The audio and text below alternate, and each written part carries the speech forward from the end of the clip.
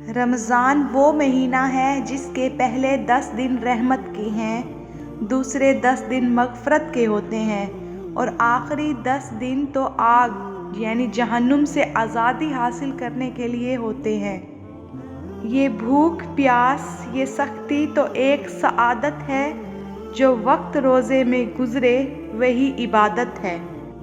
اور جب وہ امت کو بخشنے پہ آتا ہے تو تحفے میں رمضان دیتا ہے۔ بے زباں کو جب وہ زبان دیتا ہے، پڑھنے کو پھر وہ قرآن دیتا ہے۔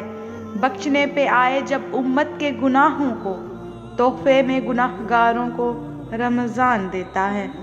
یا رب، اس رمضان کے صدقے جن کے والدین وفات پا گئے ہیں ان کی بخشش فرما، جن کے حیات ہیں انہیں لمبی عمر اور تندرستی عطا فرما، آمین ثم آمین۔